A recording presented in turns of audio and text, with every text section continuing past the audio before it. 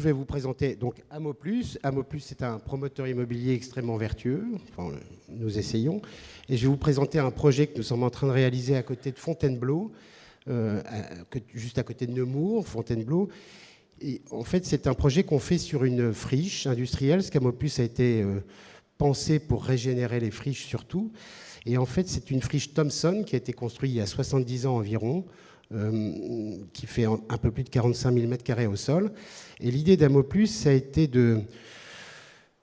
Voilà à quoi elle ressemble l'usine. C'est là où tous les télévisions que vos parents ont dû acheter venaient à l'origine.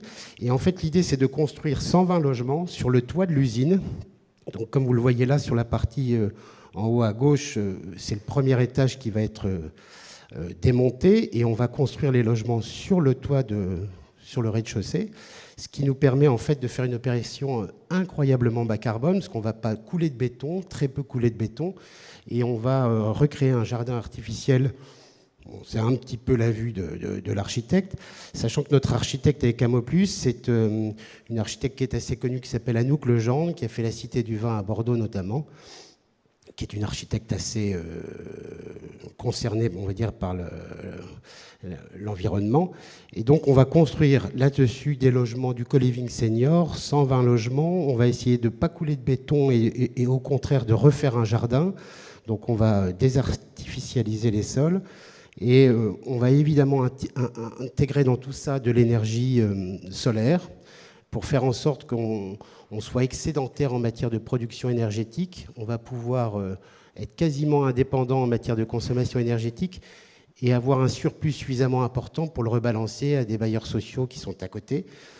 Donc voilà, le principe d'Amoplus. Vous voyez là les panneaux solaires, sachant qu'en plus, Amoplus a vocation à être une première pierre qu'on pose sur une opération et de rayonner autour. Donc sur cette opération, on a été voir une usine qui est juste à côté et on leur a demandé si on pouvait mettre des panneaux solaires sur leur toiture. Alors c'est encore en cours de négociation.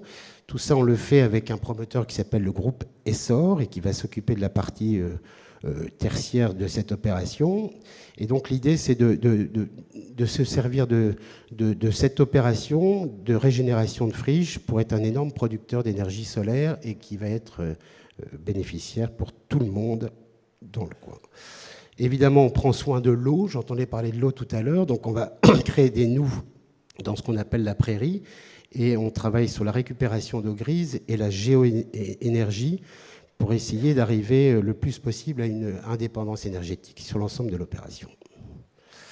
Voilà à quoi ça va ressembler, même si c'est un petit peu la vue de l'architecte, parce que je ne suis pas sûr qu'il y ait des petits bateaux qui seront sur le loin, puisqu'on est sur le long du loin, mais voilà en gros à quoi va ressembler l'opération. Évidemment, tout est construit en bois. Voilà pour moi, pour Amoplus. Si vous avez des questions, je suis à votre disposition. Merci beaucoup, Sébastien. Y a-t-il des questions? Oui, on vous apporte un micro.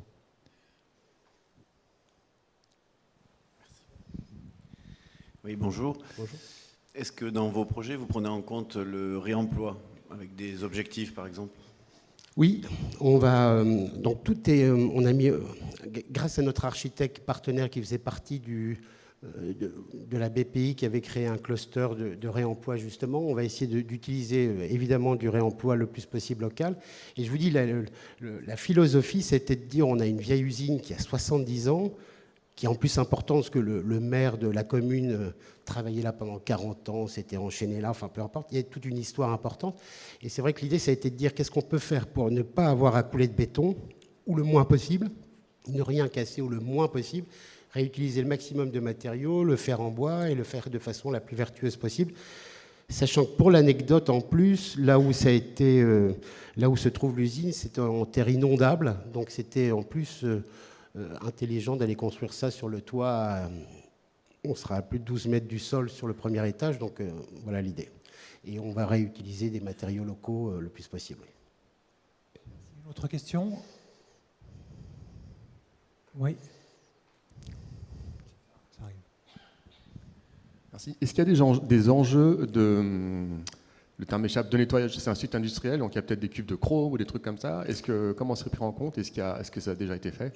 C'est en cours. En fait, c'est en cours. On attend les résultats, logiquement, à la fin du mois d'octobre, sur tous les types de pollution qui étaient résiduelles sur le site. Donc le site, pour l'instant, est inaccessible, avec des capteurs un peu partout pour mesurer les différentes pollutions. Oui.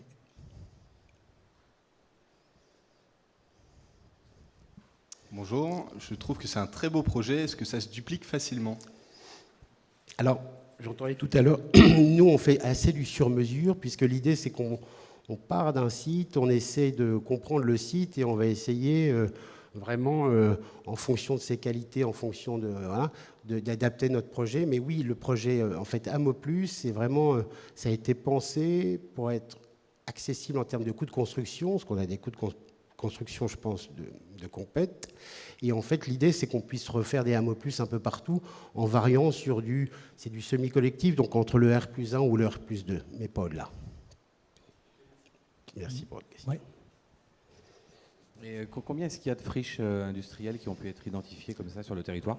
Alors, il y en a un paquet, sauf que ce matin, l'État a annoncé, je ne sais pas si vous avez vu dans les échos, qu'il allait devoir réserver 200 000 hectares pour réserver pour la réindustrialisation de la France, et qu'il allait risquer d'augmenter. Donc, ça va diminuer le nombre de friches.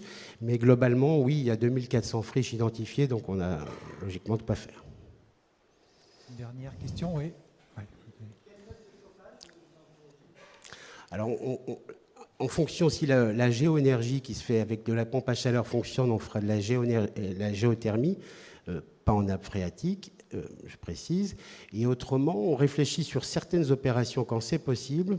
On regarde des projets qui sont plus près de forêts. On réfléchit à des granulés bois avec des chaudières bois qui seraient communes à l'ensemble des copropriétaires ou des occupants, et qui seraient installés ou approvisionnés automatiquement, où les gens pourraient venir. Voilà. Donc en fonction là où c'est possible, on adapte le système le plus efficient. Parfait. Merci beaucoup Sébastien pour cette présentation.